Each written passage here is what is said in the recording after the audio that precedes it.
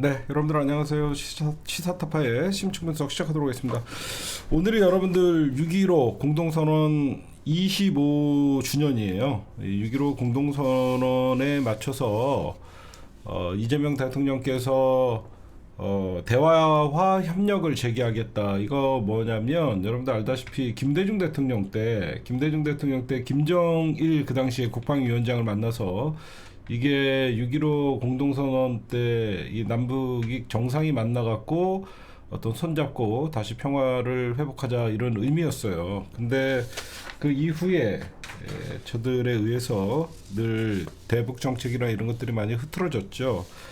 6.15 공동선언은요, 여러분들 그 전까지만 해도 대결과 불신 이런 것들을 극복하고 김대중 대통령이 이제 화해와 협력을 얘기하면서 한반도의 어떤 리스크나 불안을 잠재시켰던 그런 일들이었는데, 그러니까 남과 북이 분단 극복, 그 다음에 통일에 대한 희망을 줬던 김대중 대통령의 진짜 역사적인 장면이었죠. 저거 다들 기억을 하시죠, 여러분들. 그래서 6.15 선언이라는 역사적 의미를 얘기를 했던 것이고, 6.15 선언 이후에 여러분들 어떤 게 변했었어요, 그때. 금강산 관광이 그 당시에 2000년대 초반에 여러분들 실시가 됐고, 저게 아마 2000년도 일이에요. 그래서 여러분들 머나먼 기억에 남아있는 금강산 관광, 그 다음에 땅길로 하늘길로 사람들이 오가고 남북 교류가 활발했었잖아요.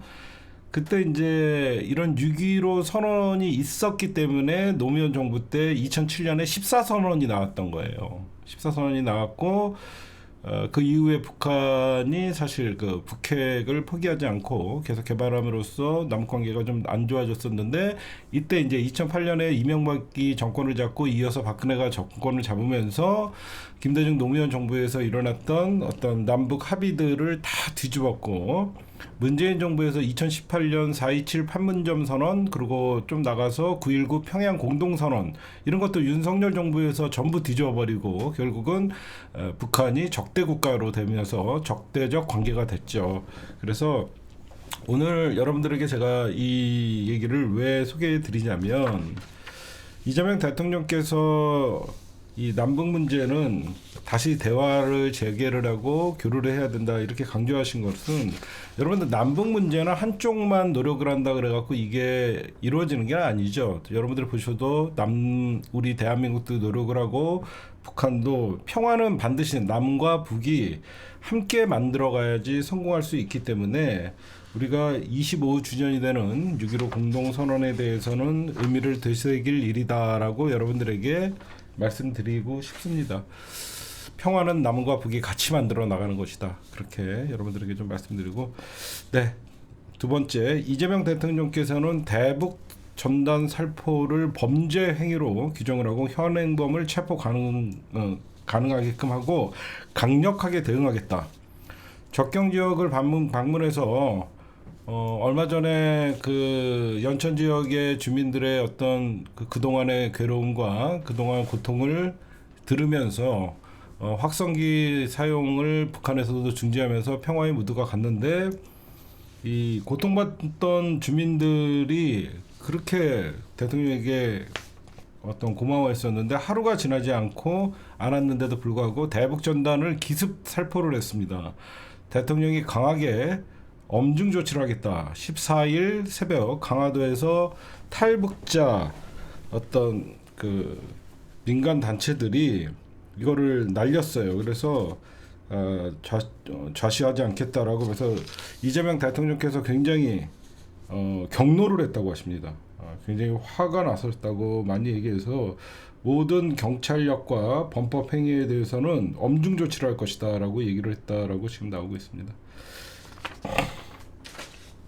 이런 놈들이 평화를 해치는 놈들이죠.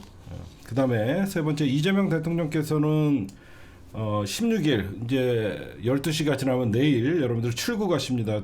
국제무대의 첫 이재명 대통령을 알리는 길인데 1박 3일 일정으로 내일 출국을 하십니다. G7 한마디로 전 세계에서 제일 잘 사는 나라들 7개국에 캐나다가 이번에 의장국인데 캐나다가 우리나라를 초청한 거예요. 그래서 여기서 가장 여러분들이 예의주시를 해야 되는 것은 6개월 만에 대한민국에 이제 외교가 복원된 거 아닙니까? 12월 3일 계엄 이후에 대한민국의 정상 외교는 중단됐었잖아요. 그리고 전 세계에서 우려하는 대한민국의 이 상황, 민주주의가 파괴되는 상황을 보고 대한민국 국민들이 K-민주주의 회복력을 보여주지 않았습니까? 한마디로 민주 대한민국이 돌아왔다라는 전 세계에 메시지를 주는 겁니다. 굉장히 중요한 거죠. 대한민국은 쿠데타 그리고 민주주의 파괴 세력을 국민이 제압하고 이재명 대통령이 국제 무대에 다시 돌아왔다. 굉장히 중요한 거예요. 그렇죠? 저는 그런 의미로 가장 크게 봐요. 민주 대한민국이 돌아왔다. 그래서 국제 무대에 이재명 대통령께서 1박 3일간 위기에 있던 민주주의가 다시 민주 한국으로 돌아온 그 모습을 6개월간 정상 외교가 없었던 대한민국이 이재명 대통령이 다시 돌아오는 그런 민주 대한민국의 첫 대통령 보여주는 모습이고, 근데 여기서 이제 또 우리가 좀 예의주시를 해야 될 게 7개국 정상회담이다 보니까 이 주제는 에너지 기후예요. 주제는 에너지 기후지만 저걸 볼 수 있겠죠. 당연히 한미 정상회담, 한일 정상회담, 뭐 물론 돌아가면서 정상회담을 다 합니다. 7개 국가들이랑 하는데 우리가 제일 주목하는 것은 트럼프와 이재명 대통령이 관세 협정과 안보 문제를 다룰 것이고, 그 다음에 이시바 일본 총리와 다시 또 정상회담을 할 것이고, 이재명 대통령 트럼프, 이재명 대통령 이시바 이렇게 1대1 정상회담, 그리고 3국 한미일 정상회담이 이루어질 것인가, 그런 것들을 좀 주목을 하면 될 것 같고요. 근데 여러분들에게 늘 말씀드리지만 이런 정상회담이 사실 G7을 가면 당연히 정상회담이 있을 거 아닙니까? 그러면 밑에 실무진들이 이미 정상회담, 관세 문제, 안보 문제 다 중간에 조절을 해요. 그래서 조율이 안 되면 사실 정상회담이 안 되거든요. 근데 지금 제가 들리는 소리는 이미 미국과 일본과의 양자회담은 서로 의견 접근을 보이고 있다라고 얘기하는 실무차 측에서 이미 양측의 의견들을 서로 공감하고 그러고 있어서 아마 성사 가능성이 굉장히 높다라는 얘기들이 나온다는 것은 그러니까 대통령, 여러분들이 아는 트럼프랑 이재명 대통령이 갑자기 만나갖고 없던 주제를 얘기하고 그러지 않아요. 이미 정상회담이라는 거는 대통령은 그 자리에 가면 사인만 해요. 사인만 하고 대통령이 이런 미국의 측의 요구가 왔다. 그러면 우리는 이런 식으로 대응하자. 이런 식으로 다 실무자비에서 정상회담은 조율을 한 다음에 그 다음에 대통령들은 만나갖고 사인을 한 편인데, 여기서 변수가 뭐냐면 트럼프는 실무자 회담에서 다루지 않았던 의제를 갑자기 툭툭 던져요. 그렇죠. 트럼프다 보니까 이미 양국이 실무자 협의에서 양국 정상회담의 주요 내용을 다뤘던 거 외의 문제들을 툭툭 던지는 방향이 있는데, 그거에 대해서 이재명 대통령이 좀 어떻게 대응을 하는가, 그런 것들을 좀 봐야 되지 않을까, 저는 그거에 좀 주목을 하고 있습니다. 다행히 일본 이시바 시게루 총리는요, 과거 아베나 이쪽 애들과는 좀 성향이 다른 애예요. 그동안 일본이 전쟁 국가로서 뭐 반성도 해야 된다라고 나름 일본에 있는 극우들 인사들은 아니에요, 이시바가. 그나마 일본에서는 전쟁 범죄에 대해서는 사과를 해야 된다라고 하면서 예전부터 얘기했던 사람이기 때문에 일본과의 양자회담도 잘 될 거라고 말씀을 좀 드리고 싶고, 미국과는 관세와 안보 얘기, 그 다음에 일본과는 한일 관계 여러 가지 얘기를 하지 않을까 생각을 합니다.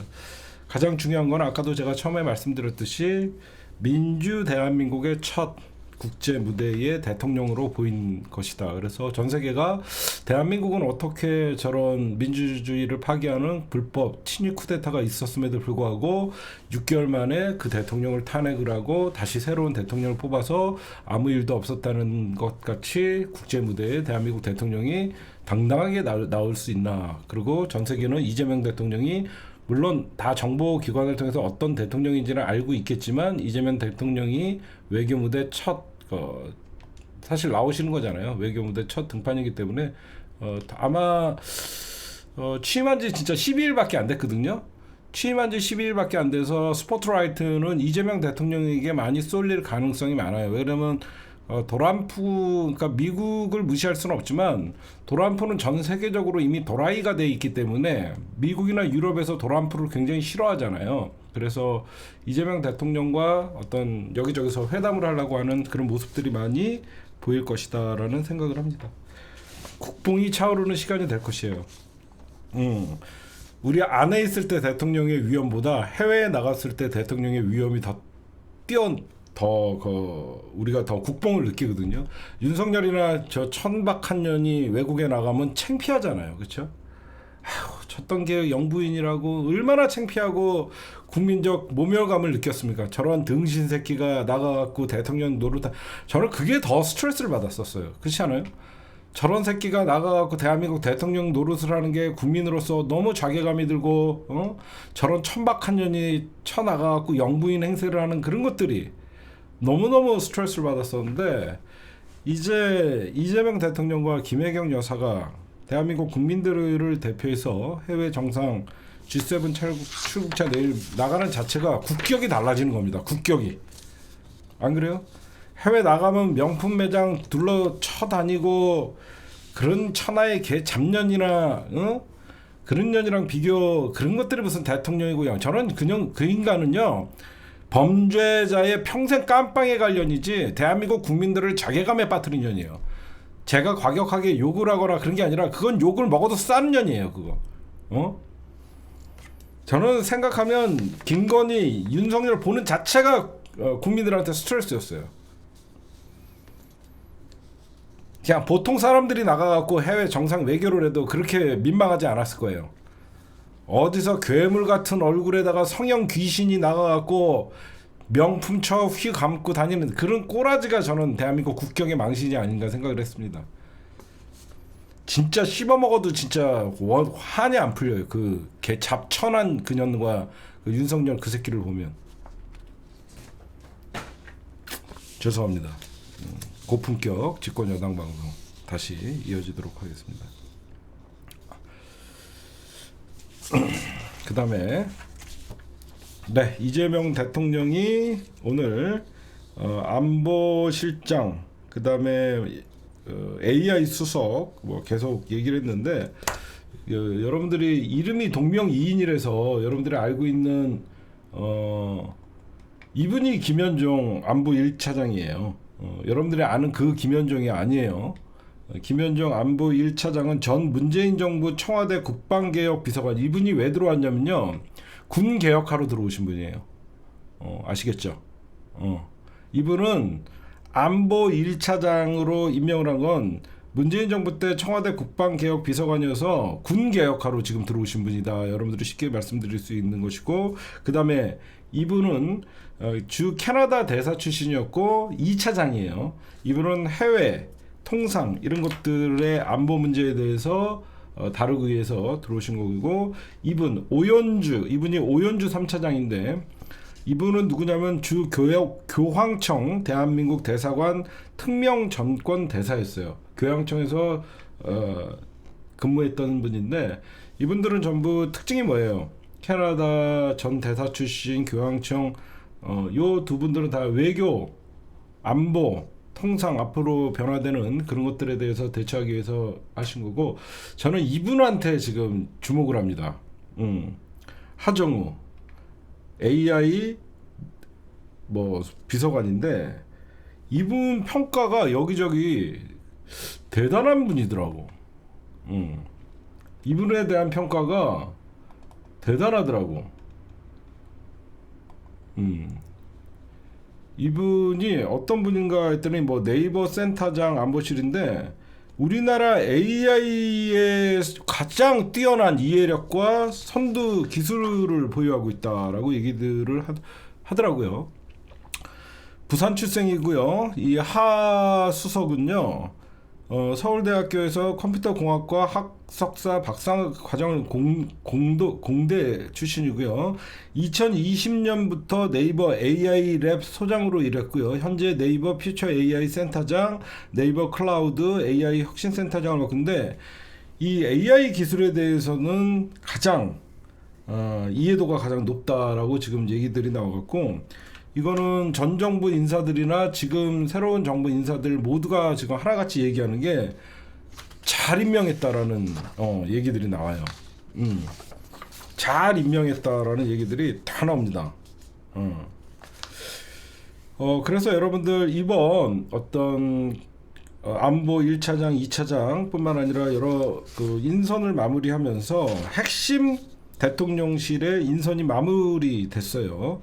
수석급에는 두 자리가 현재 남아있고 경청통합수석은 아직 임명 전이고 민정수석은 아직 오광수 전 수석이 사퇴를 하면서 요 두 수석의 자리만 앞으로 임명을 하면 대통령 고위급 인사는 마무리가 되는 것이고요.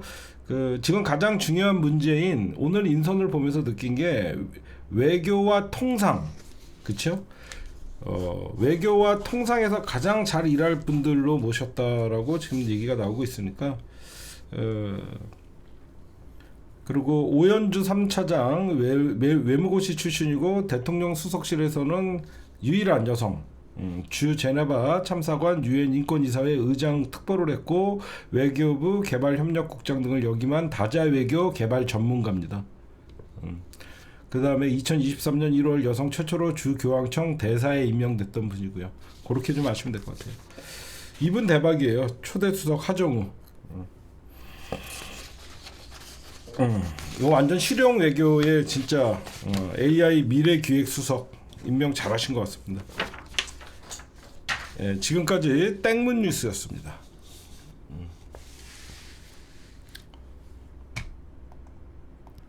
네, 김병기 의원님 여러분들 원내대표로 이제 취임을 했죠. 사람들이 많이 궁금해 하시더라고요. 저한테 개인적으로도 어떤 분들은 이번에 원내대표 누구 뽑아야 되냐라고 문자다가 상당히 많이 왔었는데 제가 사실 대답 안 했죠. 땡명 뉴스. 제가 여러분들에게 문자가 많이 왔었어요. 근데 저는 대답을 안 해줬습니다. 왜냐면 어떤 분위기를 좀 알고 있었거든요. 그리고 사실 지금 나오는 소리는 압도적인 표차로 김병기 의원이 이겼어요. 그래서 그냥 과반 이상의 득표로 김병기 의원이 원내대표로 당선됐다라고 얘기를 했지 몇 대 몇으로 이겼다 이 얘기는 안 했잖아요. 그렇죠? 압도적으로 좀 이겼다라고 얘기를 하는데 지금 김병기 의원님이 이제 원내대표 하자마자 두 가지 투트랙을 잡아야 돼요. 원내대표 자리는 국회에서 170명 가까이 되는 민주당 의원들을 이끌어가야 되는 막중한 자리죠. 그래서 개혁과 이재명 정부의 민생의 투트랙으로 가야 되는 거예요. 그렇죠? 개혁과 당연히 개혁은 민주당이 원내 주도로 개혁적인 법안들, 검찰개혁, 언론개혁, 사법개혁 뭐 여러 가지 특검뿐만 아니라 지금 개혁적 법안 그리고 한편으로는 민생 지원 법안을 양쪽으로 투트랙을 가야 되는 굉장히 중요한 일인데 김병기 원내대표가 원내대표로 취임하자마자 가장 먼저 처리한다는 법이 상법 개정안입니다. 가장 먼저 처리한다는 게 상법 개정안이에요. 그리고 야당에서 요구하는 법사위원장은 거부. 딱 말 같지도 않은 소리 하지 마라라고 얘기해서 그리고 가장 중요한 건 뭐냐면 그럼 여러분들 왜 김병기 원내대표가 상법 개정안을 제일 먼저 들고 나왔을까? 이재명 대통령이 여러분들 알다시피 5천 우리나라 코스피 5천으로 선언을 했잖아요. 지금 상법 개정안만 제대로 통과시켜도요. 지금 해외에 나가 있는 우리 국민들의 어떤 주식 투자나 자본들이 다 돌아오거든요. 그래서 지금 첫 과제는 추경을 통해서 성법 개정안 이 두 개가 민생 법안으로 가장 1순위로 뽑고 있다. 추경 1차 추경은 뭐 전 국민 25만 원 나눠준다는 소리가 있죠. 거기에 이제 2차 추경과 성법 개정안 요거 보시면 될 것 같고, 원내대표는 너무 뭐 그런 건 걱정 안 하셔도 될 것 같고요. 예, 원내대표 문제는 민주당이 미쳤다고 줍니까? 말 같지도 않은 민생법안 중 상법 개정안을 제일 먼저를 하고 추경 여기에다가 개혁 입법 균형 있게 추진하겠다 이렇게 얘기 나왔으니까, 왜 그러냐면 코스피 5천의 가장 필수적인 요소가 이런 소액 투자자들을 개인 투자자들을 보호하지 않는 이런 잘못된 기업만 보호하는 상법 개정, 상법 이런 것들을 개정하는 게 중요하기 때문에 경제 지표가 가장 빠르게 나와야 되기 때문에 이걸 먼저 처리한다. 이거 보시면 될 것 같고, 그 다음에 정청래 의원님, 예, 정청래 의원님이 여러분들 당대표 도전을 오늘 2시 국회 소통관에서 기자회견을 통해서 도전한다라고 얘기를 했습니다. 제가 이거는 좀 취재한 거를 비하인드를 좀 말씀을 드릴 거예요. 여기저기서 정청래를 안 된다라고 하는 애들 물어뜯고 있다라고 어떤 분이 아까 채팅을 하셨는데요. 걔네들 지난번 최고위원 선거 때도 정청래 수석 최고위원 안 된다고 했던 애들이에요. 걔네들 민주당 지지자들도 아니고 과거 열린민주당 지지했던 애들이랑 돈탐사충들이랑 사과충들이 합쳐져 갖고 정청래 무조건 그렇게 까는 거예요. 다 지나보면 정청래 수석이 얼마나 잘했고 이재명 대통령을 지켰습니까? 그런 애들은 민주당 지지자들이 아니다라고 여러분들이 아시면 될 것 같아요. 알겠죠? 그냥 걔네들은 정청래가 싫은 거예요. 자기네들, 그러니까 정청래는 민주당밖에 모르고 늘 국힘당과 적대적으로 잘 싸우니까 그냥 싫은 거예요. 걔네들 지난번 여러분들 당대표 선거할 때 저희가 뭐라 그랬습니까? 수석 최고위원 되게 중요한 자리다라고 그렇게 떠들 때 수석 최고위원 중요한 자리 아니다라면서 말 같지도 않은 소리로 정청래 흠집 내고 깎아냈던 놈들이에요. 걱정할 필요 없습니다. 그거 한 줌도 안 되는 새끼들이에요. 과거 열린민주당 사과충들 잔당 세력들과 돈탐사 신도들이 합쳐져서 정청래 까는 거예요. 그런 애들 신경 안 써도 여러분들이 정상적으로 투표하면 다 될 거예요. 오늘 여러분들 정청래 의원님이 오늘 출마 기자회견에서 당원을 32번 얘기했고요. 이재명 대통령을 33번을 얘기했습니다. 이재명 대통령과 난 베스트 프렌드다. 그리고 이런 얘기를 해요. 검찰, 사법, 언론 3대 개혁 반드시 즉시 가동하겠다. 당대표가 되고. 제가 이 말씀을 좀 드릴게요. 정청래 의원님에게 이번 출마를 제가 박수 쳐주는 이유가 있어요. 정청래 내가 생각한 것보다 참 민주당을 사랑하고 이재명을 많이 사랑하는구나. 그런 출마예요. 왜 그러냐면 정청래가 자기 정치한다 이렇게 욕하는 사람들이 있는데 정치인들은 다 자기 정치해요. 여러분들 정청래가 더 진짜 얍삽하고 정청래가 진짜 더 자기가 뭔가를 꿈꾸려 그러면 이번 당대표 안 나오죠. 무슨 말씀인지 알아요? 정청래가 이번에 당대표 도전하는 거 희생이에요. 희생. 제 말 들어보면 이해할 겁니다. 왜 그러냐면 지금 당대표는 여러분들 1년짜리예요. 1년짜리. 이재명 당대표의 어떤 공백을 이어서 이번 당대표 돼봐야 내년 8월까지밖에 못해요. 내년 8월에 다시 전당대회를 하게 돼 있어요. 이제 정청래가 진짜 욕심이 있었다 그러면 내년 8월 이후에 2년짜리 당대표에 도전하면 자기가 2028년 공천권을 휘둘러요. 그쵸? 무슨 말씀인지 아시겠죠? 내년에 당대표 2026년에 당대표를 도전을 하면 2028년에 국회의원 공천권을 휘두른단 말이야. 그러면 누가 봐도 정청래가 앞으로 자신의 야망을 펼치려고 하면 이번에 당대표 도전보다는 내년에 당대표를 도전해서 2년짜리를 한 다음에 공천권을 지은 다음에 정청래에 자기 사람들 심기, 그게 여러분들 훨씬 정치적으로 보면 자기한테는 이득이잖아. 근데 정청래 의원님이 제가 개인적으로 좀 취재를 했어요. 굳이 왜 이번에 나오십니까? 라고 물어봤죠. 자기도 고민이 많았답니다. 근데 노무현 대통령의 말이 생각났대요. 사람은 안 변합니다. 너 같은 인간이 민주당에 있는 자체가 좀 꺼져주세요.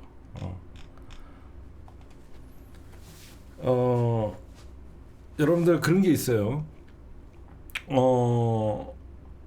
그래서 물어봤어요. 정청래한테.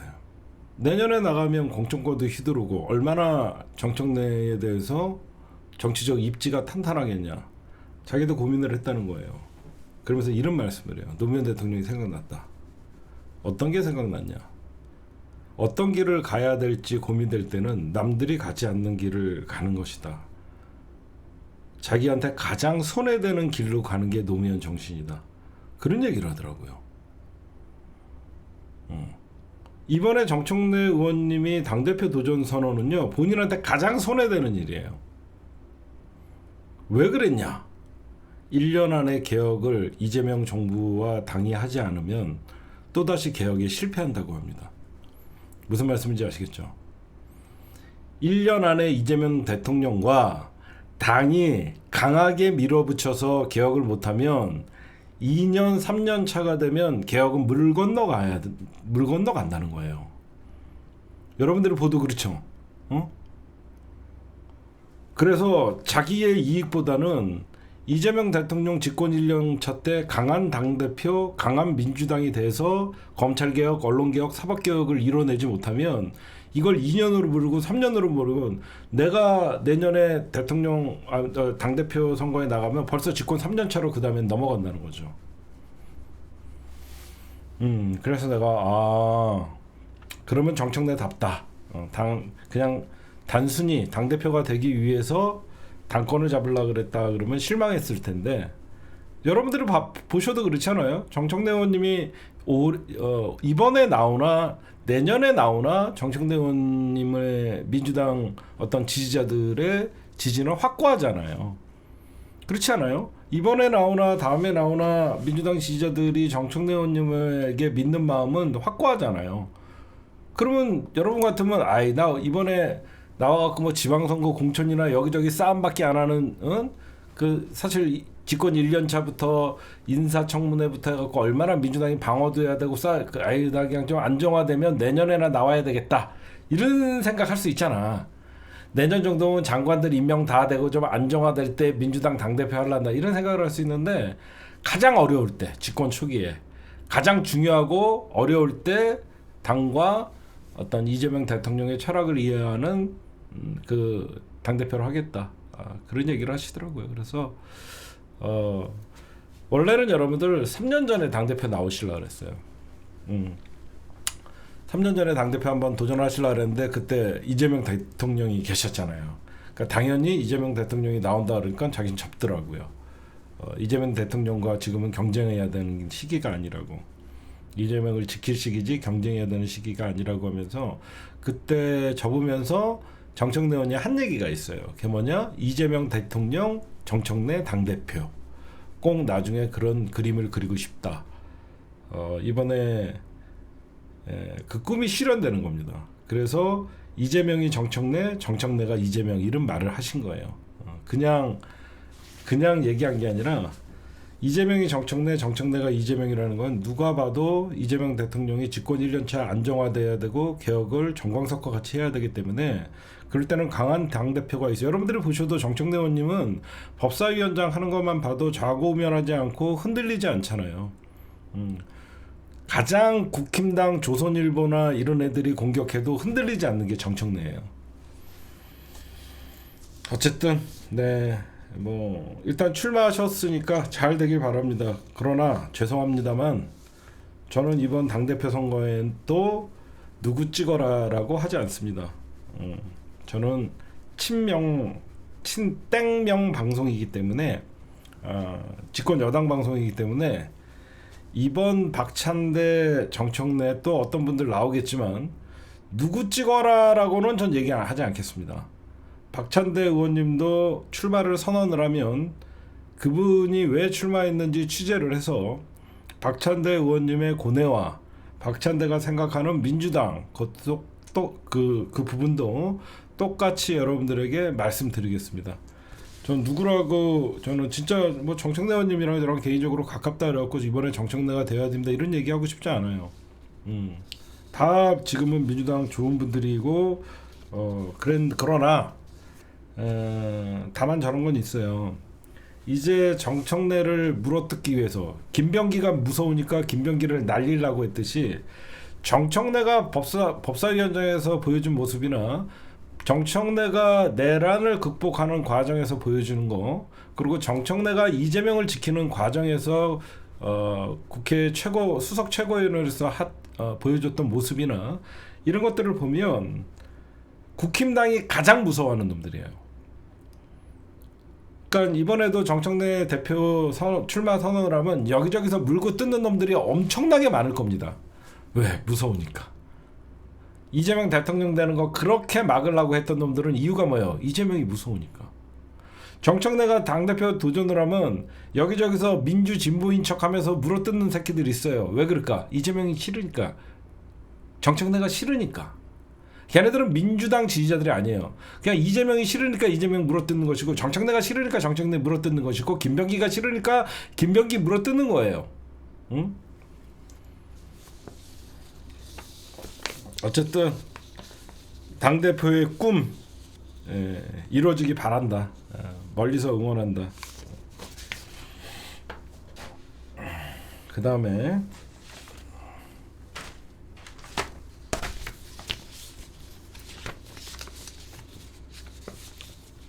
제가 여러분들은 이제 깜짝 놀라신 분들도 있을 거예요.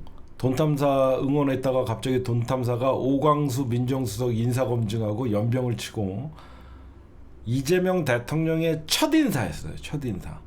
말 안 해도 조중동이 엄청나게 물어뜯고 깔라고 하는 자리예요. 거기에 돈탐사들이 지네 말 안 들으면 이재명 정부 그 채팅창 보면 이재명 벌써 탄핵해야 된다는 얘기랑 그게 과연 민주 진보 진영의 채팅창인가? 의심스럽죠. 이재명 탄핵해야 된다. 이재명도 똑같다. 이 정부도 글렀네. 그게 과연 민주 진보 진영의 채팅창인가? 그런 식으로 여러분들에게 말씀드릴게요. 이런 얘기를 합니다. 문재인이 윤석열을 임명해갖고 그런 트라우마가 있다. 이해해요. 그렇게 얘기해 주시는 분들은. 그런데 이재명 대통령도 문재인 대통령이 윤석열에게 당하는 걸 봤습니다. 그래서 누구보다도 신중한 인사를 하는 것이고 저는 무조건 이재명 정부의 인사를 다 옹호할 거예요. 그 이유가 뭔지 아세요? 응? 제가 왜 저는 무조건 이재명 정부의 인사는 다 지켜야 된다는 사람이에요. 무조건 다 지켜야 돼요. 이재명 정부에서 누구를 임명하든 마음에 들든 안 들든 다 지켜내야 돼요. 이유가 뭐냐? 돈탐사의 행동이나 조중동과 같이 콜라보를 하면서 오광수를 낭만시켰죠. 민주 진영의 셀럽이라고 하는 사람들 인사에 대해서는 입 좀 다물었으면 좋겠어요. 그 이유가 여러분들 이재명 대통령이 오광수 민정수석을 임명한 이유가 있겠죠. 나름 우리가 모르는. 근데 여기저기서 말이 많아서 본인이 사퇴를 했죠. 그걸 수리를 했습니다. 그러다가 이재명 정부를 망치는 거다 이렇게 또 떠드는 사람들이 있는데 제가 말씀드릴게요. 이재명 정부의 인사에 껌껌이 시비를 걸면 이재명 정부가 망합니다. 왜 그런 줄 아세요?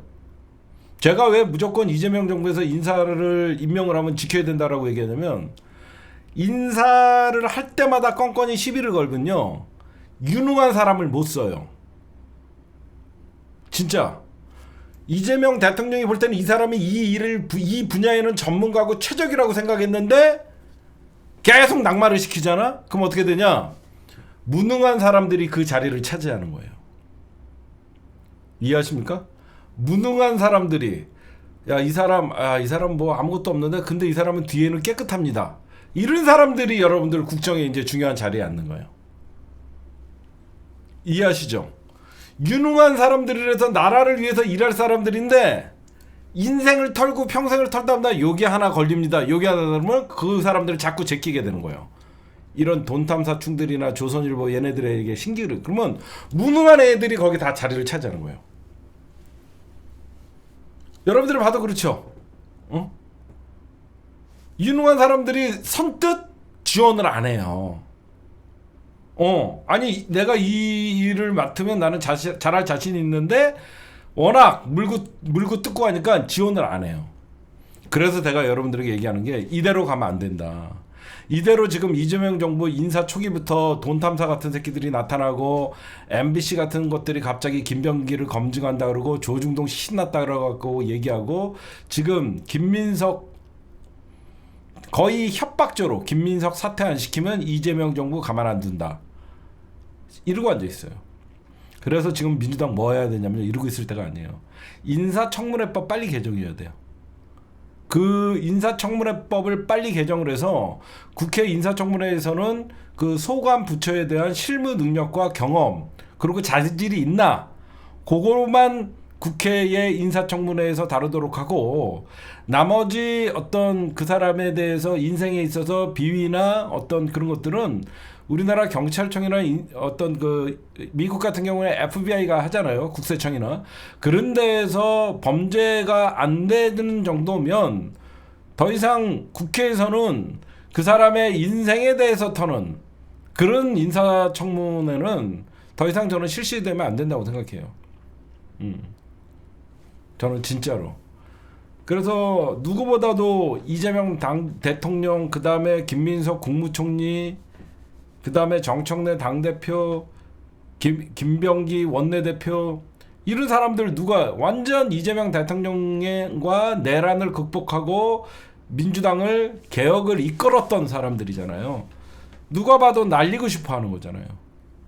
응? 그렇잖아요. 아니 인생을 50, 60 가까이 산 사람들이 때로는 힘든 시절이 있었고 그런 거는 인사검증에서 절차에서 위법 행위가 있었나 그걸 사과할 거 사과하고 그렇게 먼저 하면 되는 것이고 전 국민이 보고 있는 국회에서 몇 년도에 뭐 했죠? 몇 년도에 뭐 했죠? 아니 이 사람이 만약에 과기부 장관 후보자인데 과기부 장관이랑 이게 무슨 상관이 있냐 안 그래요? 이렇게 자꾸 민주당이 방관하면 안 돼요. 지금 빨리 민주당은 인사청문법을 개정을 해갖고 이재명 정부에서는 일 잘하고 능력 있는 사람들을 기용하겠다. 그들이 국민 눈높이에 조금 안 맞는 부분이 있더라도 국민들에게 봉사하는 마음으로 더 열심히 일시킬 수 있도록 하겠다라고 하면서 나머지 사생활 문제나 기존에 있었던 다른 검증의 문제는 뭐 경찰청이나 아니면 뭐 국정원이나 뭐 민정수석실에서 하는 걸로 저는 이거 빨리 바꿔주지 않으면 민주당 좋은 사람들이 지원하지 않아요. 그쵸? 제 말 맞죠? 이걸 그대로 놓으면요 이재명 정부에서 유능하고 일 잘하는 사람들이 나오지 않아요. 그냥 무의미한 교수들 평생 뭐 뒤져도 별로 탈 없는 사람들 무능의 극치들이 이제 장관 자리 꿰차갖고 그러면 대통령실의 일만 많아지는 거예요. 저는 반드시 이번에 민주당이 딴 거 필요 없고 인사청문회법 개정한 다음에 능력 있고 실용적이고 일 잘하는 사람들이 이재명 정부에서 인사청문회 부담 없이 돼갖고 그래야만 이재명 정부 초기부터 흔들라고 했던 이 민주진영을 가장한 돈탐사충들이나 아니면 이 조선일보 이쪽의 공격을 피하고 처음부터 국정이 빠르게 안정화될 수 있다라고 생각합니다. 반드시 김민석 의원님 지켜야 됩니다. 쟤네들이 벼르고 있대요. 김민석 의원님 의혹이라고 하면서 의혹 제기라고 하면서 언론의 책무다라고 떠들고 있어요. 정리를 좀 해봤습니다. 김민석 국민총리 후보자 비정상적 재산 증식이래요. 2020년에는 5억 8,950만에서 마이너스 5억이에요. 나중에는 2억이었다. 국민의힘 이 기간 수입이 세입이 뭐 이렇게 얘기를 하는데 뭐 어떻게 가능하냐? 정치자금 위반 관련 벌금, 세금, 추징금은 장기에 걸쳐서 완납을 했고 사건의 배경과 내용은 곧 설명하겠다. 다른 길을 가게 된 이게 무슨 말이냐면 김민석 의원님이 이혼을 한 번 했어요. 그래서 아들의 교육을 전담해 줬다는 거예요. 근데 엄마가 아들을 키우는 거죠. 전 부인의 아들, 그러니까 자식인데 전 부인이 아들을 키우는데 뭐 아들 국제학교 돈 어떻게 됐냐 이런 말 하고 싶지 않지만 이제 부인이 했다라는 거예요. 그다음에 정치자금법 위반과 사적 채무 뭐 이렇게 나오고 있어요. 그래서 정치자금 위반 사건은 표적 사정의 성격이 농후했고 검찰 등 모든 관련자를 청문회 증인으로 불러도 무방하다. 부르라는 거예요. 자기 정치자금법으로 고소한 놈들. 빌린 돈, 벌금, 세금, 추징금 등 공적 채무를 우선 변제하느라 상환 만기를 연장했고 최근에 대출을 받아서 전액 상환했다. 뭐 그다음에 뭐 이런 거 얘기를 하는 거예요. 어쨌든 저 새끼들이 김민석을 왜 난리냐느냐, 응? 저런 프레임이 있는 거예요. 계속 조중동이 저걸 얘기하고 여기저기서 오광수 민정수석부터 이렇게 계속 지금 잡고 있잖아요. 이재명 범죄 정권이라고 지금 프레임을 씌우는 거예요. 진짜로. 그거 반드시 여러분들 지켜내야 돼요. 이재명 지가 범죄자니까 범죄 혐의 있는 애들을 임명했다 그래서 이재명 범죄 정권이라는 프레임을 씌우기 위한 작업이니까 무조건 여러분들 절대적으로 지금 지켜야 되고 이재명 검증한다, 김민석 검증한다는 새끼들은 니네가 검증 안 해도 청와대나 이미 조중동에서 검증하니까 저희는 무조건 대통령이 임명한 총리 끝까지 지켜야지. 김민석이 무너지면 그 다음에 또 누가 총리를 하겠냐고요. 응? 시작부터 범죄 혐의 짙은 이재명 정부, 시작부터 줄줄이 낙마. 안 봐도 뻔하죠. 사법 리스크로 시작된 이재명 정부, 시작부터 줄줄이 낙마, 범죄 정권, 이 지랄 떨 거예요. 응? 전 무조건 이재명 대통령이나 이번 민주정부에서 임명하는 사람들은 전부 지켜야 돼요. 일 잘할 것 같은 사람들은 전부 날리면 나중에 무능한 자들이만 갖고 이재명 정권 망하는 거예요. 그 길에 여러분들과 내가 민주 진영 안에서 정청래 까고 김민석 까고 김병기 까고 이런 새끼들 제발 민주 진영이라고 생각하지 마시고 그냥 뿌락치 새끼들이에요. 유튜브로 자극해갖고 이재명, 그러니까 여러분들 봐봐요. 이재명 오광수 민정수석을 날릴 때 말은 오광수를 인사 검증한다고 하지만 결국은 이재명의 인사를 타겟으로 잡은 거잖아. 응? 그렇잖아? 그럼 어떻게 돼? 이재명 인사에 마음에 안 드는 사람들 다 모여. 정청래를 또 막가. 정청래 마음에 안 드는 사람 다 모여. 김민석을 막가. 김민석 마음에 안 드는 사람들 다 모여. 그럼 어떻게 돼? 점점 반 이재명 세력들이 되는 거예요.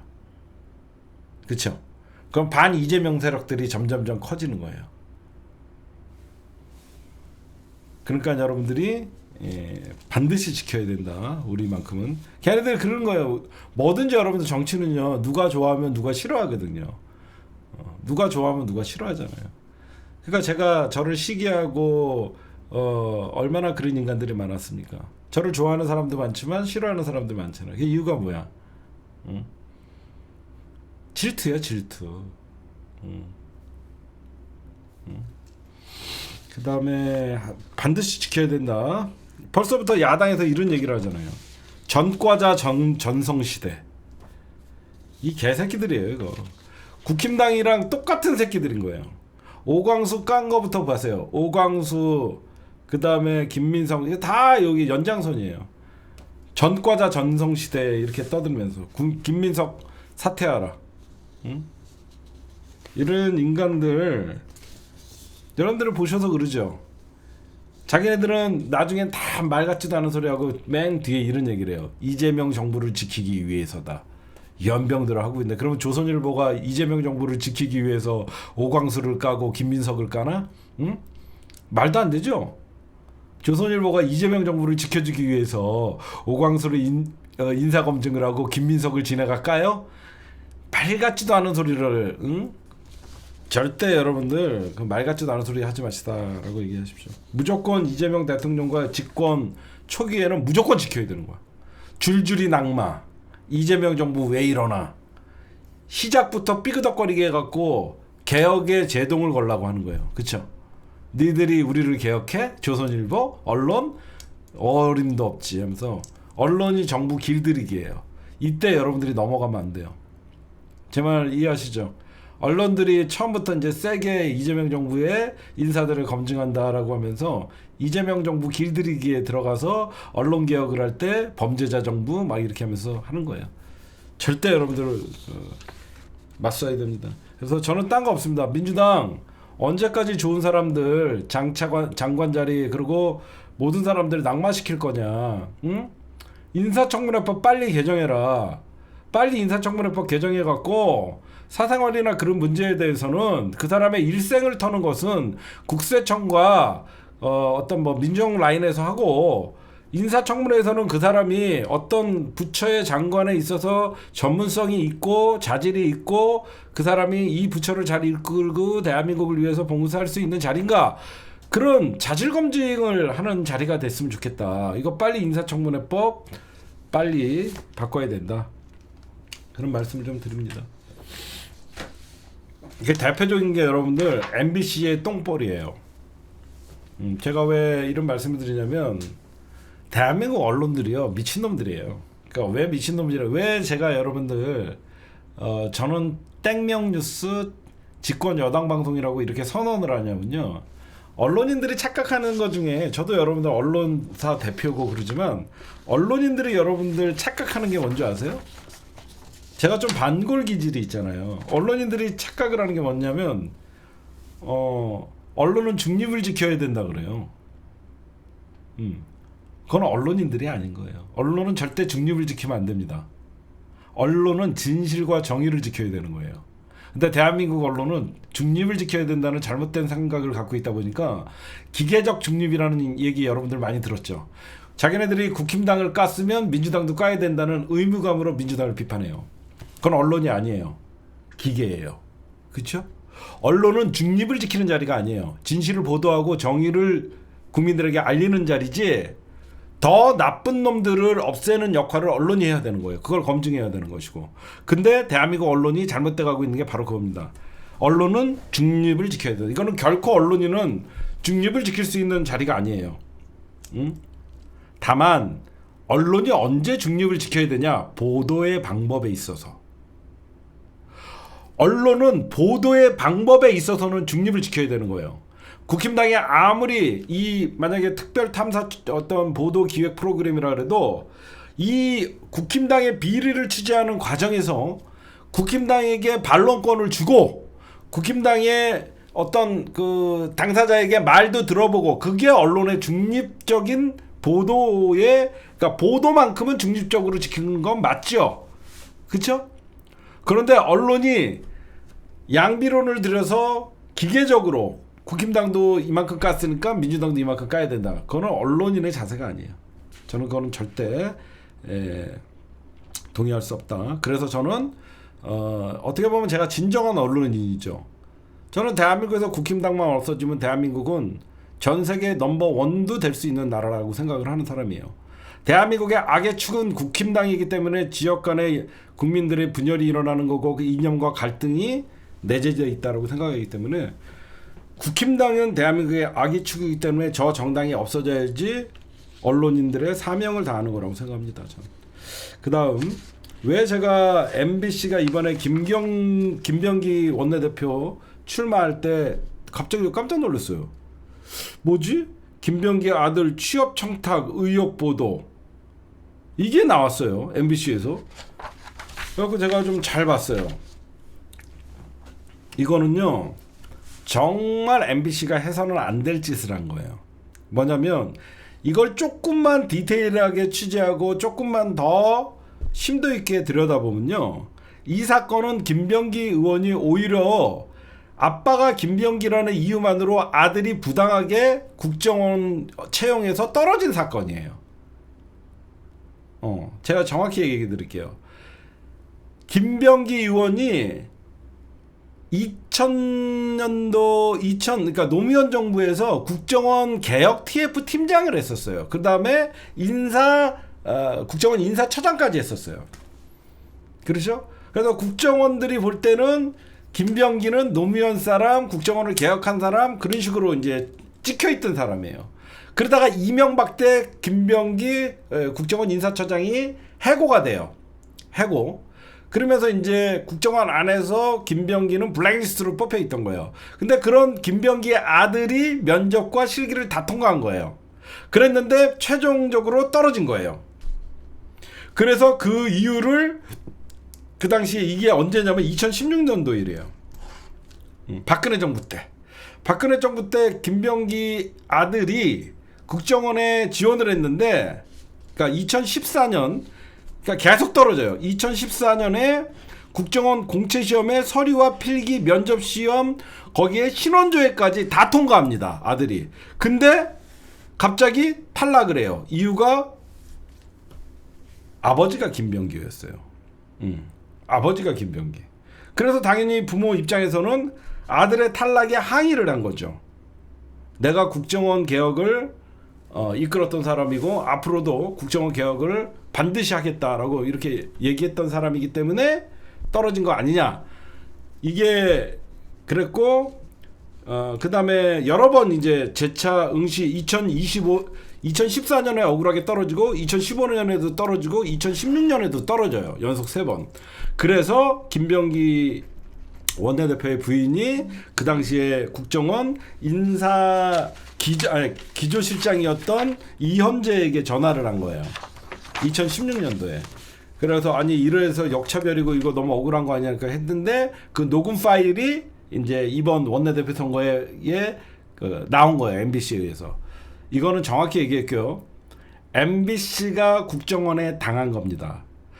국정원 기조실장이 김병기 의원 와이프와 통화한 내용은 국정원밖에 갖고 있지 않아요. 이거는 국정원이 이번 더불어민주당 원내대표 선거에 개입하기 위해서 이 녹취 파일을 MBC에 준 거예요.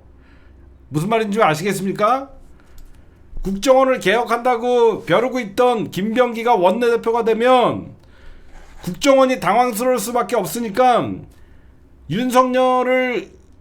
반윤석열 보도를 지속적으로 해왔던 MBC에다가 이 녹음 파일을 던진 거예요. 그거를 덥석 MBC 바보들이 의심하지도 않고 자기네들이 공작당한 거예요. 그쵸? MBC가 공작을 당한 거예요. 국정원에 의해서. 이런 녹음 파일이 나올 수 있는 건 국정원의 녹음 파일을 어떻게 MBC에게 손에 들어갑니까? 바보예요, 바보. 그런 내용이에요. 그러니까 여러분들 혹시나 잘못 알고, 그러니까 이번에 MBC가 진짜 잘못한 건 뭐냐? 방금 제가 서두에서 열거해드렸던 김병기 아들이 2014년 모든 게 합격됐지만 이상하게 최종에서 떨어졌다. 그 의혹을 먼저 제기해주고, 이런 일이 2015년에도 떨어지고 2016년에도 떨어졌던 김병기 의원의 부인이 그 당시에 항의 차원에서 전화했다. 이런 식으로 전체 맥락을 보도를 했어야 되는데 위에는 다 싹짝 잘라버리고 국정원 김병기 의원 부인 그 당시 2016년 아들 취업 청탁 의혹 이렇게 해버리면서 녹음 파일을 깐 거죠. 어떻게 보면 피해자들인데 그 위에는 얘기 안 하고 밑에만 딱 녹음 파일과 함께 김병기 부인 이현주 국정원 기조실장한테 전화해서 취업 청탁 이런 식으로 헤드라인을 잡은 거죠. 이 바보들이죠. 그쵸? 여러분들이 이제 좀 이해가 가시죠? 그 전에 일을 다 송사하게 김병기는 노무현 정부 때 국정원 개혁 TF팀장으로 들어갔고 그 이후에 인사처장이었고 이명박 정부 때 노무현 정부 인사라 그래서 해고당했고 부당해고 소송으로 다시 복직을 했고 이런 내용을 다 설명을 하고 전 정부에 찍혔던 인사다. 그래서 그의 아들이 국정원에 채용했던데 불합리하게 계속 모든 게 합격, 필기, 실기, 면접, 신원조회까지 다 확인해서 통과됐는데 이유 없이 탈락했다. 그 이유가 김병기였다라고 우리는 의심을 했다. 그래서 이 녹음 파일이 이렇게 얘기를 했어야지.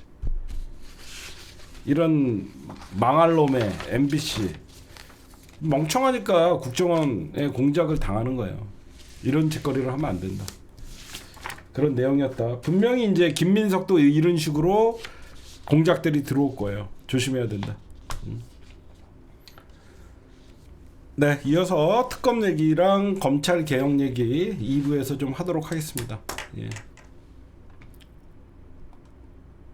네, 여러분들 어떻게 보면 우리 민주정부가 김대중, 노무현, 문재인, 이재명까지 검찰 개혁은 사실 다 염두에 두고 있었어요.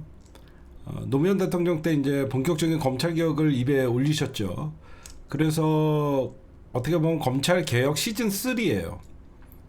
검찰 개혁 시즌 3고 어떻게 보면 마지막 기회예요.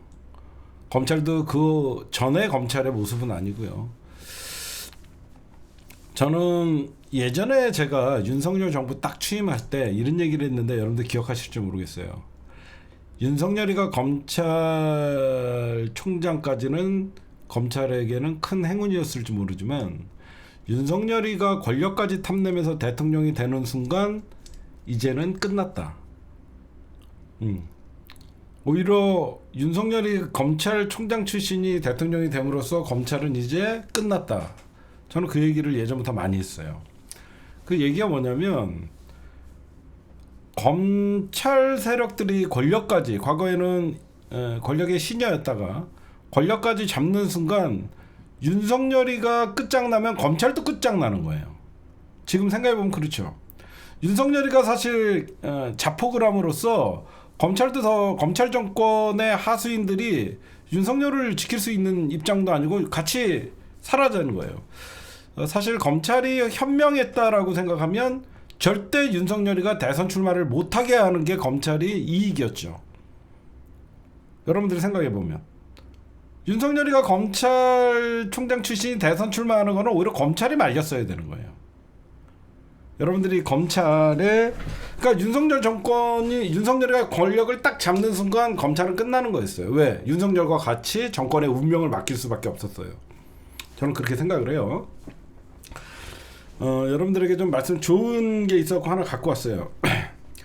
우리나라의 검찰 제도는 1895년에 갑오 개혁과 함께 이루어졌다라고 해요. 그래서 그때 그 재판과 행정을 처음으로 이제 나누고 그렇게 이제 검사는 재판소 직원으로 수사와 기소권을 행사하기 시작했대요.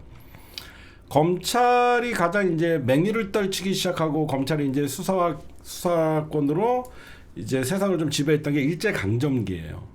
그때 일제강점기에는 검찰과 경찰의 강제 수사권이 폭넓게 허용이 됐어요. 그래서 조선의 독립운동가들을 이것들이 학살하고 때려잡고 이런 짓거리를 했죠. 1941년 일제강점기 시절에 검사 중심의 일원적 수사 체제가 그때부터 이제 수립이 됐다고 합니다.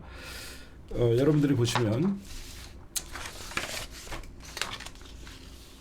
그러니까 우리나라의 검찰청법은 1949년에 생겨요. 이승만 정부에서. 이승만이가 사실 미군정에서 1949년에 검찰청법이 그 당시에 생겼는데 여러분들 알다시피 이승만 정부에서는 경찰이 검찰보다 셌죠. 그렇죠? 여러분들이 생각할 때는 이승만이 정부에서는 경찰이 검찰보다 셌습니다. 그 이유는 친일 경찰들이 오히려 해방 이후에 사회 곳곳에서 권력을 휘둘렀기 때문에 그 당시에는 경무대 위주로 권력을 행사했기 때문에 검찰보다는 경찰이 위가 있었어요. 그 다음에 여러분들 보면 검찰이 언제부터 여러분들 권력을 잡았는지 제가 말씀을 드리는 거예요. 검찰이 권력을 잡은 건 언제냐면 노태우 때예요. 제대로. 그 전에 어때요? 박정희 때는 여러분들 왜 검찰이 하발이었어요. 그때는 군부 독재였잖아. 군인과 중앙정보부. 박정희 때는 군인과 중앙정보부가 다 검찰은 그냥 자기네들의 참모라고 생각했었어요. 검찰총장이나 법무부 장관 이런 애들은 박정희 때나 전두환 때는 그냥 자기네들의 법무 참모 이렇게 생각을 했죠. 그 다음에 이제 전두환 때는 어때요?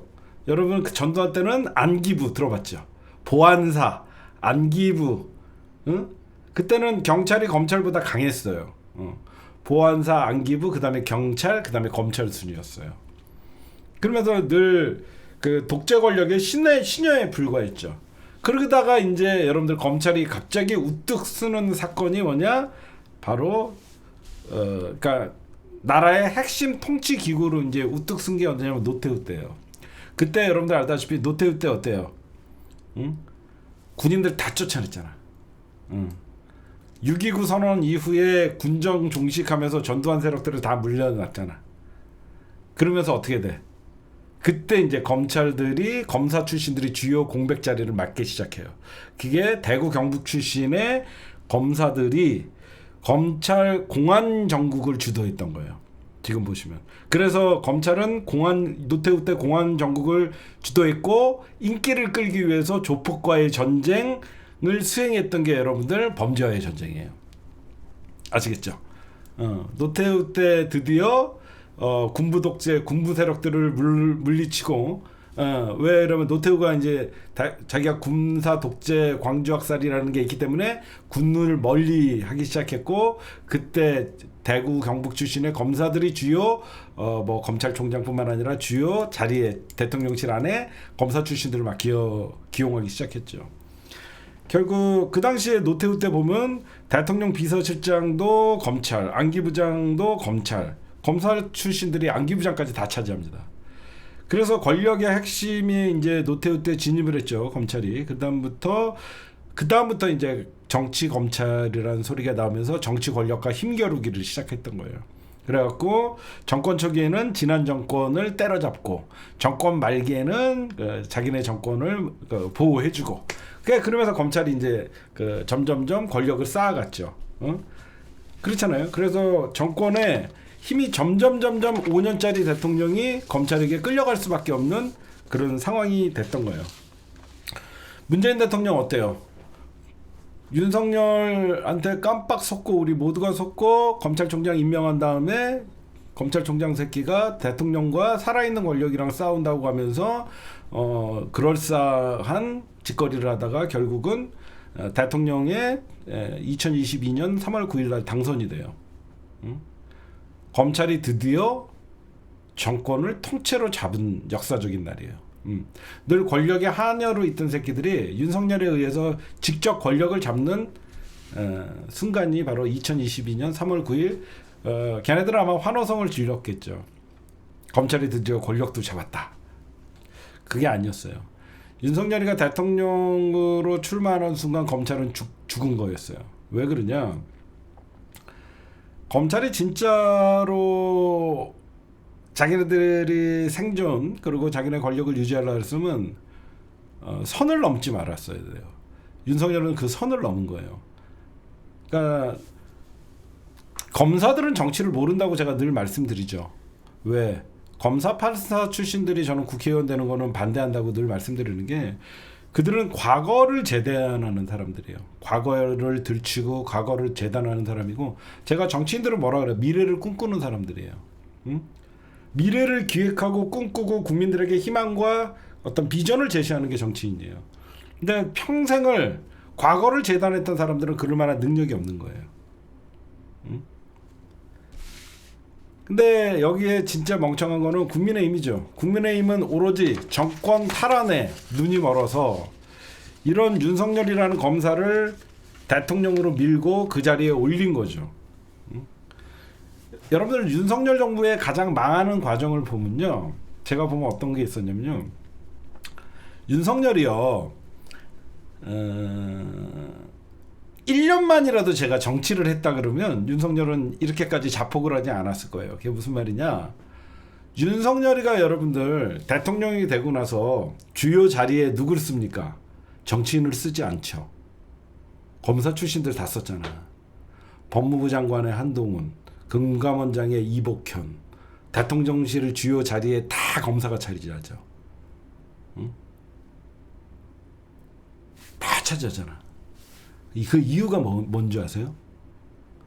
정확히 얘기하면 윤석열은 국힘당도 믿지 않았던 놈이에요.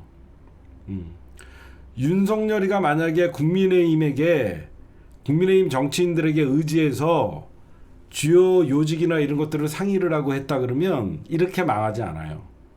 윤석열은 자기가 대통령이 됐지만 국민의힘을 신뢰하지 않았던 거예요. 윤석열은 국민의힘도 신뢰하지 않았기 때문에 자기랑 오로지 오랫동안 검찰에서 있었던 애들을 전부 정부 요직에 앉힌 거죠. 그러니까 정치 초보 대통령과 정치 초보들이 국정을 운영하다 보니까 여기저기서 자신을 반대하는 정치 세력을 범죄자로 모른 거예요. 얘네들은 그거잖아. 평생 우리 말을 안 들어? 범죄자야? 너 털만 안 나올 것 같아? 그러니까 자신을 반대하는 세력들은 전부 공산 반국가 세력 이렇게 된 거예요. 거기에 정치인들이 조금 윤석열 주변에 많았다 그러면 이런 얘기들을 안 했겠죠. 정치 그렇게 하시면 안 됩니다. 아무도 그런 얘기 안 하죠. 검사들끼리 모였으니까 무슨 얘기야? 이 새끼들은 잡아들여야 된다. 이 새끼들은 결국은 수사로 다 때려잡으면 된다. 여태까지 그렇게 했잖아. 3년 동안. 그 수사로 때려잡다가 한계가 부딪히니까 계엄령 선포해갖고 자폭한 거예요. 제 말 맞죠? 그쵸? 수사로 때려잡을 때는 검찰에 있을 때는 그게 가능하지만 대통령 자리에서 검사들을 이용해서 때려잡으려면 그게 됩니까? 안 되지? 국민적 저항이 일어나지? 그것도 신뢰받지 못하는 검찰을. 지금 여러분들 윤석열과 왜 이번에 민주당이 검찰청법을 폐지한다 그래도 검찰이 예전 같으면 벌써 무슨 평검사회의, 검사장회의, 연병들을 하고 뭐 2%에 난리 나고 그렇잖아. 조용하잖아. 왜 윤석열의 추락은 검찰이 결국은 같이 만들어낸 거. 검사정부였으니까. 할 말이 없는 거예요. 이번에 검찰청법 폐지법라는 분 여러분들 알다시피 김용민 의원이 발의했죠. 지금 여러분들 민주당이 어떤 법을 3개 발의했는지 말씀드렸죠. 제가 지난번 시간에. 민주당이 검찰청법 폐지하는 김용민 의원이 발의한 거예요. 그래서 이제는 검찰총장이라는 말도 없어요. 공소청장. 역사적으로 이제 검찰청은 없어져요. 그 다음에 중수청 설치법안은 민영배 의원이 발의한 거예요. 결국은 수사권은 중수청에서 한다. 그래서 수사를 하고 싶은 검사들은 중수청으로 가라. 기존에 검찰청은 없어지니까 공소만 하고 유지할 검사들은 남아있어라. 그거예요. 그 다음에 국가수사위의 설치법은 누가 발의했냐면 장경태 의원이. 김용민, 민영배, 장경태 이렇게 3개의 중요한 검찰청법 개정안 법안들을 이렇게 3명이 나눠서 한 거예요. 그래서 국가수사위원회는 뭐냐? 수사기관 간의 갈등과 어떤 수사의 요 사건은 여기서 수사하고 요 사건을 요소하는데 갈등이 있을 수 있잖아요. 그런 조정을 국무총리실 산하에다가 준다는 거예요. 컨트롤 타워 역할을 하는 거예요. 국무총리 소속으로. 거기가 국가수사위원회예요. 저는 이미 어떤 그 중대범죄수사청 여러분들 그냥 간단하게 얘기할게요. FBI가 생기는 거야. FBI. 한국형 FBI가 국가수사 중대범죄수사청이라고 보시면 되고 나머지 그 컨트롤 타워 역할을 국무총리실에서 뭐 미국 같은 경우에 FBI가 있고 국토안보수사실이 있고 뭐 CIA가 있고 여러 수사기관들이 많잖아요. 그걸 또 통틀어서 조정을 해주는 게 국가수사위원회를 해서 한다는 거예요. 지금 다만 제가 여러분들에게 좀 말씀드리고 싶은 게 있어요. 민주당이 이제 의지가 이번에 강하고 윤석열의 자폭과 함께 검찰도 저항력이 없어요. 그런데 제가 이 검찰청법 개정안을 좀 들여다봤어요, 여러분들. 들어봤는데 민주당 이런 식으로 하면 안 돼요. 이 얘기 처음 하죠. 디테일하지가 않아요. 이거 제가 민주당 의원님들한테도 얘기할 거지만 민주당이 검찰 개혁을 한다고 하면서 어떤 게 지금 미진한 게 맞냐면 지금 수사 기소 분리는 여러분들이나 나나 잘 알고 있죠. 근데 그러면 검찰은 공소 유지만 한다는 거예요. 그래서 공소청에서, 그러니까 검찰청이 없어져 공소청에서 1차 수사권만 없는 것인지, 기소 공소를 유지하다 보니까 보충적으로 수사를 해야 될 내용이 필요하거나 그러니까 보충적으로 수사를 할 내용이 나올 거 아니야, 재판 도중에. 그게 무슨 말인지 알아요? 검찰은 이제 공소만 유지해. 근데 공소를 유지하고 재판을 유지하다 보니까 새로운 사실들이 나와. 그 수사를 누가 할 것인가? 그게 2차 수사인데 2차 수사도 검찰이 못하는 것인가? 2차 수사도 중수청이 하는 것인가? 이런 디테일이 없어. 없어. 수사 지휘권은 어디가 갖고 있고 보안 수사권은 누가 갖고 있나? 이런 게 없어. 또 이거 나중에 이거 문제로 삼아갖고, 그렇죠? 이 공소 유지 중에 나온 새로운 사건에 대해서는 검찰이 수사할 수 있다, 없다, 이걸 확실히 해줘야 되고, 보안 수사권, 즉 공소 유지를 하다가 보안 수사가 필요할 때는 검사가 수사할 수 있다, 없다까지 명확하게 해줘야 돼. 디테일하게 해줘야 돼. 지금 그런 게 없어. 여러분들이 봐도 그렇잖아요.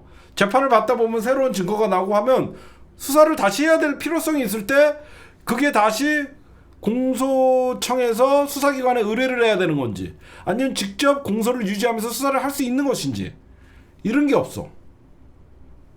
그래서 이런 것도 좀 디테일하게 좀 잘 만들어야 될 것 같다. 그런 것들을 좀 발견을 했어요. 그런데 이번에는 중요한 거는 검찰 내부에 저항할 힘이 없습니다. 지네가 윤석열과 함께 나라를 말아먹었잖아. 윤석열 정권이 검찰 정권이었잖아요. 그렇죠? 윤석열 정권이 검찰 정권이었기 때문에 윤석열의 추락은 검찰이 추락한 거예요. 동일시였잖아요. 검찰 정권이었으니까 윤석열 정부가 계엄으로 자폭을 했기 때문에 검찰은 저항할 의지가 없는 거예요. 그 다음에 조은석 특검이 오늘 공수처장을 만났대요. 지금 얘기가 나오는 거 보면 공수처에서 지금 내란 사건 수사했던 공수처 검사들이 있잖아요. 그 검사들에게 인력 파견을 좀 요청을 했고, 공수처 청사가 있지 않습니까? 공수처 청사가 있기 때문에 그 청사도 좀 이용을 관련 논의를 했다라고 얘기하고, 어저께는 여러분들 박세영 고검장을 만나갖고 지금 공조수사를 얘기를 하고 있죠. 제가 뭐 조은석 내란 특검이나 민중기, 김건희 특검, 이명현, 고채병 특검, 이분들에 대해서는 여기저기 유튜브 방송에서 분석들을 잘 하신 걸로 알고 있어서 제가 이것만 말씀드릴게요. 이 모든 세 개의 특검은 윤석열 정부와 대한민국 기득권 그리고 국힘당의 거악의 중심의 사건입니다. 그렇죠? 거악이에요. 거악. 딴 거 없어요. 공수처 수사는 신속하게 해야 되는 거예요. 시간을 질질 끌거나 그러면 안 되고, 공수처 수사는 신속 단죄를 해야 되는 게 가장 중요한 겁니다. 이 새끼들, 이 사건이 여러분들 1차적으로 수사의 성과가 안 나오면 어떻게 되냐? 야당 정치 탄압, 정치 보복 프레임으로 가요. 무조건 신속하게 가장 핵심을 잡아서 언론에 브리핑을 하고 그 다음 단계로 넘어가고, 그런 식으로 해야 되는 거예요. 지금 제가 하나만 얘기할게요. 국힘당이 이재명 대통령이 특검을 임명을 하니까 야당 탄압, 정치 보복을 운운합니다. 국민의힘의 논리라면요, 친일파 척결도 정치 보복이에요. 그래서 저 새끼들을 개새끼라고 하는 겁니다. 친일파들도 척결을 하는 건 정치 보복이라고 얘기할 새끼들이에요. 3대 특검 수사는요, 윤석열, 김건희 정부에서 여태까지 대통령 거부권으로 막아서고 정의를 가리고 진실을 가렸던 사건들을 이제 이재명 정부에서 그 진실을 드러내고 정의를 바로잡는 거예요. 그래서 지연된 정의를 새롭게 실현을 하고 대한민국을, 새로운 대한민국으로 열어가는 첫걸음인 거예요. 그래서 이번 사실 3특검이 이재명 정부의 개혁 의지와 이재명 정부의 내란 청산 그리고 새로운 대한민국 그리고 검찰개혁의 시금석이 되는 거예요. 저는 다시 한번 조은석, 민중기, 이명현 특검들은 단순히 본인들이 특검이 아니라 지연된 정의를 실현을 하고 대한민국 거악들을 신속하게 단죄하는 사명감을 갖길 바랍니다. 그래서 할 수 있는 것은 뭐든지 할 수 있게끔 우리는 지원을 해주면 될 것 같아요. 네, 그 다음에 곧 해산될 정당 국민의 잣, 얘네 얘기만 할게요. 잠깐. 제가 말씀드렸듯이 지금 국힘당이 밖에서 보면 혼란스럽죠. 딴 거 없습니다. 여기는 안 돼요. 뭐가 안 되냐? 저는 국힘당에 대해서 잘 모르는 것 같지만 국힘당 이번 원내대표 선거가 내일이에요. 송원석이 돼요. 송원석. 미 당첨자를 얘기해 줄게요. 제가 계속 얘기했죠. 송원석이 돼요. 송원석이 되면요, 국힘당은 탄핵의 바다에서 헤어나질 못해요.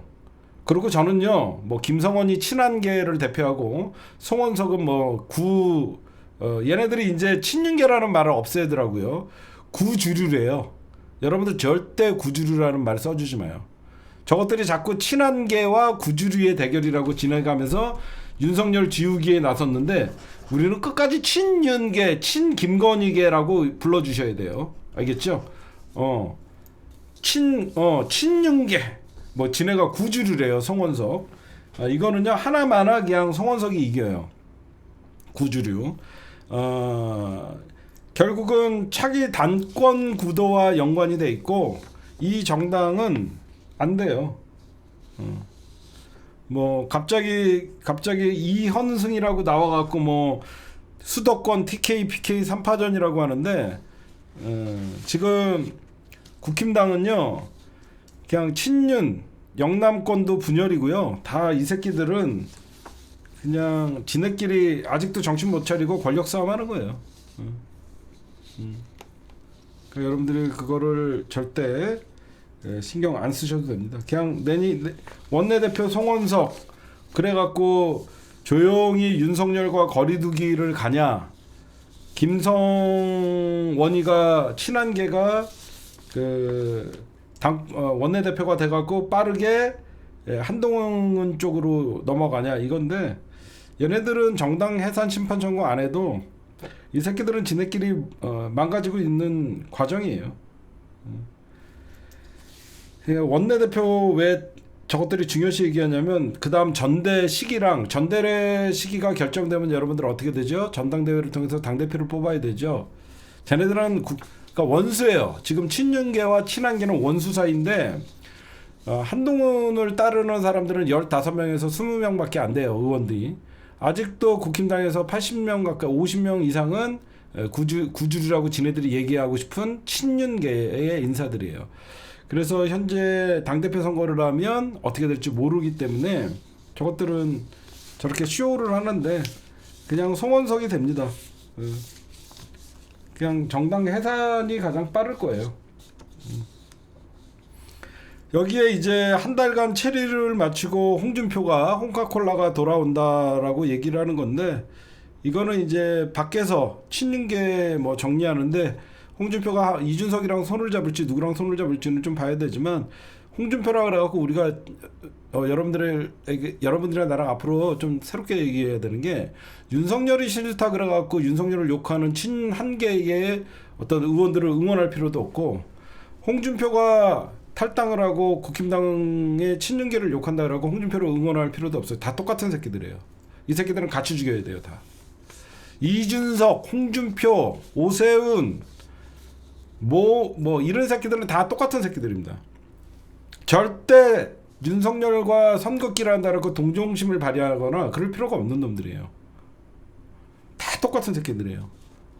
다 결국은 이재명 등 뒤에 칼 꽂고 이재명을 끌어내리고 지나가 정권 재창출을 하려는 놈들이에요. 절대 여러분들 뭐 이준석을 제가 뭐라 그랬어요. 예전부터 이준석 띄워주는 새끼들 나중에 뒤통수 맞을 거다. 민주진보진영이라고 하는 유튜브 새끼들 이준석 출연시켜갖고 그 당시에 어떤 일이 있었냐 막 물어보고 윤석열 욕해주니까 좋다고 출연시켜고 이준석 키워줬다가 이 꼴 난 거예요.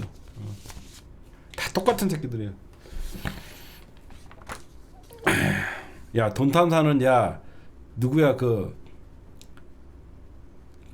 최순실 딸 정유라까지 출연시켜갖고 후원금 해주라는 그 정신 나간 새끼들 아니에요? 나 살다 정유라 후원금 쏴주라고 하는 그게 민주진보입니까? 정신 나간 것들이에요. 그런 게 무슨 민주진영이고? 그러니까 하나를 보면 열을 알아요. 제가 예전부터 뭐라 그러니까 변희재, 이준석 이런 애들 윤석열 욕한다 그래갖고 이런 놈들 빨아주지 말아라. 나중에 다 독이 돼서 돌아온다. 제 말 지나고 보면 나랑 결이 맞지 않는 놈들이더라. 저런 놈들은 단 1도 민주 진보 의식 없다. 그냥 윤석열이 싫어서 잠시 우리랑 같이 윤석열을 욕하는 거지. 저런 놈들은 우리랑 DNA가 다르다. 늘 얘기했던 겁니다. 그 다음에 지금 여러분들 중동 전쟁 내가 며칠 전에 얘기했는데 이거 하나만 좀 얘기할게요. 이스라엘과 이제 이란이 저는 분명하게 말씀드려요. 이스라엘이 전쟁 범죄를 일으킨 거예요. 지금 국제 유가가 폭등을 하고 여러 가지 이제 대외 경제 환경이 나빠지죠. 이재명 대통령도 그거에 우려가 많이 있을 겁니다. 앞으로 전개될 거에 대해서 가장 여러분들이랑 나나 유념해야 되는 게 뭐냐면 이란이 호르무즈의 해협을 봉쇄함은 미국과의 전면전이에요. 아마 이란이 지금 전면전으로 치자르면 미국을 압박하기 위해서 호르무즈를 봉쇄를 해버리면 미국이 이란을 직접 폭격할 수가 있어요. 왜 그러냐면 호르무즈 해라는 게 뭐냐면 지도를 보면 여러분들 이렇게 페르시아만이랑 그 다음에 아라비아 해 중간에 요만큼 해협이 있어요. 페르시아만 아라비아 해 중간에 이렇게 호르무즈 해협이라는 데가 있는데 여기를 딱 이란이 봉쇄를 해버리면 석유의 전 세계 석유 20% 정도가 매일 여기로 왔다 갔다 하거든요. 석유를 싣고. 우리나라도 원유의 70% 이상과 액화 천연가스 LNG 30% 이상을 중동으로부터 수입하는 의존 국가라서 우리나라는 치명타가 있고 여기는 미국도 직격탄을 맞아요. 이때 걸프전 때도 호르무즈 해협만큼은 봉쇄하지 않았는데 이번에는 이란이 강경한 입장이어서 만약에 이란이 호르무즈 해협을 봉쇄한다는 것은 미국과의 전면전도 생각한다는 거예요. 이게 굉장히 중요한 거예요. 그러면 전 세계에 석유가 공급이 안 되면 어떻게 돼요? 당연히 수요는 정해져 있고 공급이 안 되니까 국제 유가는 급등할 수밖에 없죠. 그거 저는 요까지는 안 갔으면 좋겠고 이번 이란과 이스라엘의 전쟁을 보면서 전쟁 종식을 시키겠다라는 트럼프의 장담이 다 어긋났고 이제 미국도 세계적 리더십의 치명타를 입었기 때문에 앞으로 이 중동이 더 불바다로 번질 가능성이 많고 좀 그런 게 있습니다. 이 도라이 병신 삽다리 같은 새끼 뭐라고 계속